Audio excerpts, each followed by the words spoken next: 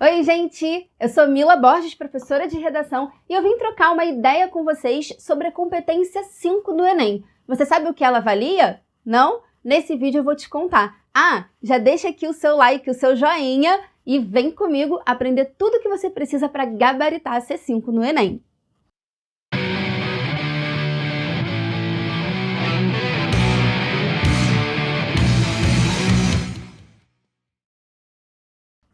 Proposta de intervenção, galera. A proposta de intervenção é uma peculiaridade, uma particularidade do Enem, você sabia? Nenhum outro vestibular que cobra texto dissertativo argumentativo pede para que o aluno elabore uma proposta de intervenção. Isso é uma exclusividade do Enem, tá? E o que é uma proposta de intervenção? Então, a banca, quando pede para que você elabore uma proposta, ela quer que você discuta lá aquele problema que o tema deu, mas ela também quer avaliar a sua capacidade de pensar em meios de enfrentar aquele problema. Então, já anota aí no seu caderninho, tá? É bom sempre quando assistir os nossos vídeos, ficar com o caderninho do lado, para anotar todas as informações que são muito importantes aí para os seus estudos, tá bom? Anota aí, ó, que a proposta de intervenção é um meio de enfrentar aqueles problemas que você discutiu ao longo do seu texto, beleza? Uma dúvida muito comum que os alunos sempre levantam, que os alunos sempre trazem para mim é: professora, mas não parece meio injusto? Os problemas do Brasil são sérios, são graves, tudo aquilo que afeta a sociedade o governo deveria estar atuando, muitas vezes não atua de forma eficiente, e aí ele quer que eu, aluno do ensino médio, aluno que estou concorrendo a uma vaga numa faculdade, resolva esse problema para ele? Assim é mole, né, professora? Calma, pode ficar tranquilo, porque não é isso que o Enem espera de você. Seria de fato muito injusto, né? De fato, os problemas sociais do Brasil têm raízes históricas muito profundas. Muitas vezes esses problemas, né, já estão sendo tratados de alguma forma por órgãos, por grupos da sociedade. Às vezes já existe uma lei, às vezes já existem ações, né, que tentem minimizar, diminuir, atenuar o impacto daqueles problemas. Então você não precisa se esforçar ou ficar queimando aí, né, os seus neurônios para achar uma solução definitiva. Pense sempre em meios de enfrentar o problema de modo que ele possa ser atenuado, ser mitigado, ser diminuído, ser suavizado, tá? Então a sua preocupação não é dar uma solução definitiva. A sua preocupação é pensar num meio de enfrentar minimamente aquele problema, diminuindo as causas, atacando aqui algumas das consequências, tá? Essa é a vibe da proposta de intervenção. Pode ficar em paz com o coração bem tranquilo com relação a isso, beleza? Segundo passo para você elaborar uma boa proposta é você respeitar os direitos humanos. Isso é uma exigência também do Enem, tá? É um comando da prova.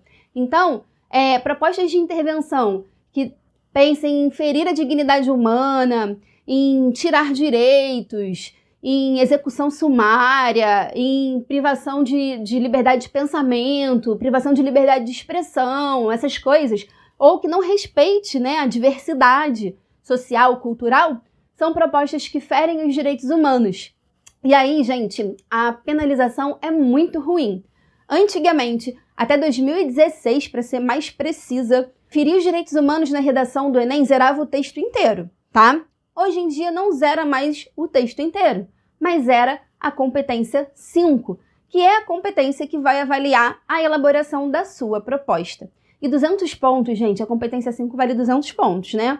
200 pontos no Enem é ponto pra caramba. Não dá pra gente dar esse molezinho de zerar a proposta por desrespeito aos direitos humanos, tá? Não faça isso. Outra coisa importante para que a sua proposta fique, ó, 100% do jeitinho que o corretor quer ver, é você atrelar essa proposta que você vai dar à discussão que você promoveu ao longo do seu texto.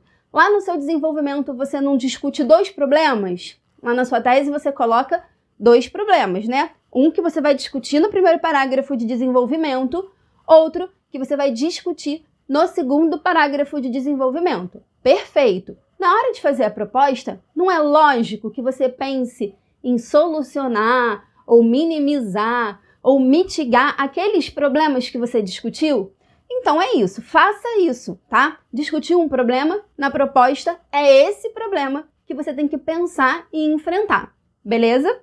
Por fim, para que de fato a sua proposta atinja os 200 pontos, ela tem que ter 5 elementos que a banca estipula, né? Que a banca já estipulou. Que elementos são esses? Quem deve agir? Então você tem que colocar o agente da ação, o que deve ser feito, qual é a ação que ali vai ser promovida por aquele agente para transformar, para modificar aquela situação que você discutiu, por meio de que aquilo vai ser feito, de que modo aquilo vai ser feito, ou seja, o meio ou o modo de execução daquela ação, a finalidade da ação, para que ela efetivamente serve, qual vai ser o efeito daquela ação, e depois você escolhe um desses elementos e coloca uma informação a mais, ou seja, você faz um detalhamento. É isso que a banca espera, que tenha esses 5 elementos. Mas vamos lá que eu vou te ajudar ainda mais um pouquinho. Tá anotando? Pega o caderninho e anota, já falei, hein? Então vamos lá. O agente, né? Quem são os agentes sociais, os agentes transformadores? Órgãos, grupos, instituições que podem intervir em determinados problemas na sociedade. Tem uma sigla que eu uso sempre, que é GOMIFES. É a inicial de cada um desses agentes, que são os agentes mais comuns, tá? Governo, ONGs, mídia, indivíduo ou iniciativa privada, família, escola e sociedade. Então pensa em algum desses para ser o agente da sua ação. Depois você coloca a ação propriamente dita. E aí a dica é o seguinte: nunca faça estruturas condicionais. Nunca, jamais, porque isso leva a sua nota lá para baixo, tá bom? E também marquem a ação no presente, coloca o verbo no infinitivo. Então coloca lá, o governo deve agir. Nunca coloque caso o governo haja, se o governo investir. Nunca. Essas estruturas, jamais, tá? Afirmação, dê certeza daquilo que você acha que precisa ser feito para modificar aquela situação. A escola precisa promover palestras. A mídia deve fazer campanhas. Sempre com muita certeza, tá? Isso vai te ajudar. Depois, você vai colocar o meio ou o modo de execução da ação. Por meio de que aquilo vai se realizar? Como aquilo vai se realizar? Tem alguns marcadores linguísticos que vão te ajudar também a entregar no olho do corretor o que ele precisa ver. Quais são esses marcadores? Por meio de, por intermédio de, através de. Quando você usa esses marcadores, você mostra para o corretor: olha, corretor, estou fazendo aqui, hein? Olha, estou cumprindo aqui o que você está pedindo para eu fazer. Beleza? E depois, a finalidade. A finalidade você vai marcar com os conectivos, né, de valor final, com valor de finalidade, tá? Para que assim, com o intuito de, com o objetivo de, com o fito de, tá? Para que tal coisa aconteça, objetivando tal coisa. Isso daí é muito importante também para o corretor ver. O detalhamento ele é uma informação a mais. O detalhamento mais fácil de ser feito, na minha humilde opinião, é o detalhamento do agente, que é quando você diz a importância daquele agente ou a função específica daquele agente. Então, quando você coloca assim, ó, a mídia, por seu poder de abrangência, pode fazer tal coisa. Esse, por seu poder de abrangência, já conta como um detalhamento. Quando você coloca assim, ó, o Estado, promotor da ordem e do bem-estar social, deve fazer tal coisa. Então, esse promotor da ordem e do bem-estar social já conta como um detalhamento. Então, é muito mais fácil fazer o detalhamento do agente. Beleza? Agora, uma coisa que é uma dúvida muito comum. Professora, tenho que fazer uma proposta, 2 propostas, como fixo daí? Você não discutiu 2 problemas? Então, o corretor, ele espera que você mostre meios de enfrentar aqueles 2 problemas. Você pode fazer uma proposta só que abarque meios de enfrentar os 2 problemas? Pode, mas a chance disso ficar desorganizado é muito grande. Então, conselho aqui de amiga, faça 2 propostas, uma para cada problema. Uma das propostas tem que ser extremamente completa, com todos esses elementos. A outra, se ficar apertadinho, se faltar linha, que eu percebo isso, né? Vai chegando no final, o aluno vai até diminuindo a letra, fazendo uma letrinha de formiga, vai ficando tudo bem apertadinho, bem pequenininho. Não tem problema, a segunda proposta pode até estar sem um elemento ou outro. O ideal é o seguinte, que você faça as 2 propostas completas, tá? Tem linha sobrando, não vai te prejudicar? Faz as 2 propostas, porque você se garante. Vamos ajudar o corretor a nos ajudar, né? Agora, se não tem, Uma tem que estar com todos esses elementos. A outra, se tiver faltando um ou outro, não tem problema, tá bom? Faz então as duas. Acabou a proposta, acabou o texto? Não! Aquela frasezinha para fechar o texto todo. A proposta de intervenção faz parte da conclusão, mas ela não é a conclusão em si. Então é maneiro que você dê um final para o texto todo, né? Então coloca aquela frasezinha de finalização que pode ser uma retomada a um conteúdo que você usou no seu desenvolvimento, pode ser uma retomada à referência que você usou lá na sua introdução para construir a sua contextualização, ou pode ser uma frasezinha bem simples, bem básica mesmo, como por exemplo, desse modo o Brasil será mais igualitário, né? Desse modo o problema será diminuído no Brasil. Então você pode fazer coisas desse tipo ali para fechar o texto. Entendeu? Tudo fica mais fácil com o exemplo. O exemplo que eu vou dar para vocês é de um texto escrito por mim, cujo tema foi mobilização social e governamental no acolhimento de refugiados no Brasil, tá? A tese foi que a mobilização social e governamental para o acolhimento de refugiados no Brasil é falha e esse problema ocorre, sobretudo, devido à burocracia para regularização dos documentos desse grupo e do preconceito, tá? Então, burocracia e preconceito foram os problemas que eu discuti ao longo do texto. Então, lá na minha proposta de intervenção, o corretor espera que o quê? Que eu resolva, né, esses dois problemas, ou que pelo menos eu pense em meio de enfrentar isso, de diminuir isso, né, de sanar uma parte disso. Então, vamos ver a estrutura toda, como que ela funciona, tá? Vamos lá, vamos ao exemplo. Mas eu já adianto o seguinte, é sempre bom você indicar para o corretor que aquele ali é o seu parágrafo final. E como você faz isso? Colocando um conectivo de valor conclusivo no início desse parágrafo. É um indicativo. Ô, corretor, olha só, minha conclusão está iniciando aqui, tá? Para ele não achar que é meramente mais um parágrafo de desenvolvimento. Então, vale usar portanto, vale usar logo, dessarte, desse modo, sendo assim, tá? Qualquer coisa que dê esse sentido de conclusão, de finalização. Beleza? Então, vamos lá. Ó, eu coloquei texto na tela. Infere-se, portanto, que medidas são necessárias para atenuar a problemática. E é interessante, né? Você não sair falando assim, ó, o governo tem que fazer isso. Você faz uma retomada, ou do tema, ou da tese, ou dos problemas de um modo geral, evidenciando a necessidade de medidas, tá? Que foi o que eu fiz aqui. Agora sim eu vou começar a proposta propriamente dita. Então vamos lá, ó.